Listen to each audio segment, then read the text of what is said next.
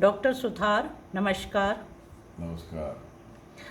Doctor साहब, कल आपने बताया था कि भादरिया जी महाराज के पास करीब 1.5 लाख गायें थीं और वो गोवंश से बहुत अधिक प्यार करते थे और उन्होंने जगह जगह बहुत से नलकूप भी खुदवाए इसीलिए कि पानी की समस्या ना हो। मैंने उनके जीवन चरित्र के विषय में पढ़ा तो मुझे ज्ञात हुआ कि वो प्राकृतिक जीवन को बहुत अधिक महत्व देते थे।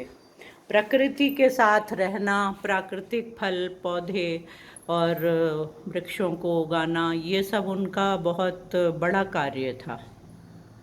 हाँ, आपने ठीक पढ़ा और समझा और मेरे से ये प्रश्न किया।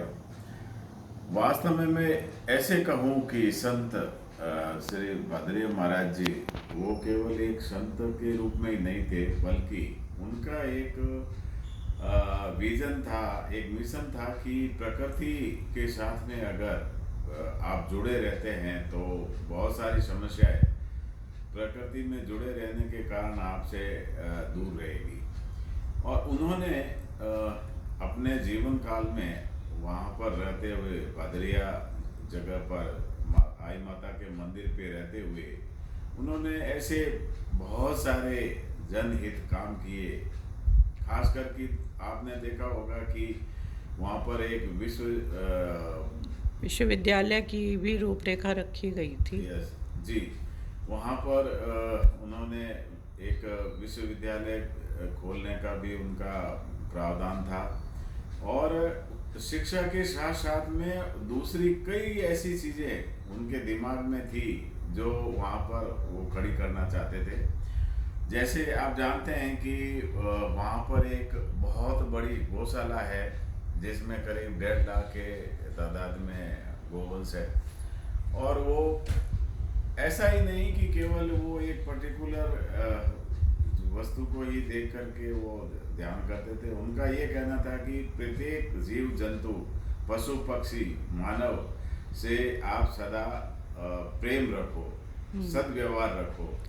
उनके जीवन में ये बहुत बड़ी एक बात थी कि वो सभी लोगों से, सभी जीव जंतुओं से बहुत प्यार करते थे। मैंने और सुना कि वो उनके पास आसपास के गांव से जो समस्याएं लेके भी बहुत सारे आदमी, औरतें सब आते थे।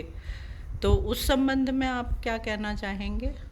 जी, भद्रिया महाराज जी का ये भी एक मकसद था कि सभी लोग, सभी मानव जो है सौहार्दपूर्ण रहें, आपस में मिलजुल कर के रहें। लेकिन जैसा कि आप जानते हैं कि हर एक परिवार में कोई न कोई समस्या होती रहती है, चाहे वो दूरव्यसनों को लेकर के हो, आपसी झगड़े होते रहते हैं, चाहे वो कोई ज़मीन जायदाद से लेके हो या किसी और वजह से पारिवारिक क्लेश हो और परिवार में झगड़े शुरू हो जाए। तो वहाँ के ग्रामीण जो है वो श्री भादरिया महाराज जी में अथाह विश्वास रखते थे और उसी के कारण वहाँ सभी आसपास के जितने गांव के लोग थे है वो वहाँ आकर के श्री भादरिया महाराज जी से परामर्श लेते थे। और श्री भादरिया महाराज जी उनकी बातों को बड़े ध्यान से सुन करके और उनकी समस्याओं का वो बहुत अच्छी तरीके से निदान भी करते थे। तो अभी भी क्या वो भादरिया महाराज जी के मतलब कुछ जयंती या पुण्यतिथि कुछ इस तरह से मनाई जाती है? जी, वो महाराज जी का ये कहना था कि हर एक त्योहार जो अच्छी तरह से उनको मनाया जाए और सभी लोग मिलजुल करके उसका आनंद ले। तो अभी भी जैसा कि आप जानते हैं कि महाराज जी के जैसे आप ये समझें कि होली पर्व पे है या दिवाली पर्व पे है, वो खुद बैठ करके उसका आनंद लेते थे और बड़े अच्छे ढंग से उस त्योहारों को मनाया जाता है। आज भी वही परंपरा चल रही है।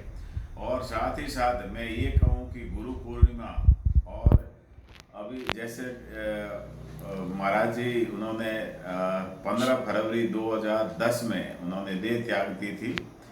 तो उनकी पुण्यतिथि पर भी बहुत सारे अपने आसपास के देश के विदेशों ही से भी नहीं, आते हैं। बल्कि विदेशों से भी लोग आकर के वो बड़े धूमधाम से इन त्योहारों को मनाते हैं। धन्यवाद प्रोफेसर सुथार साहब इतनी जानकारी देने के लिए। नमस्कार।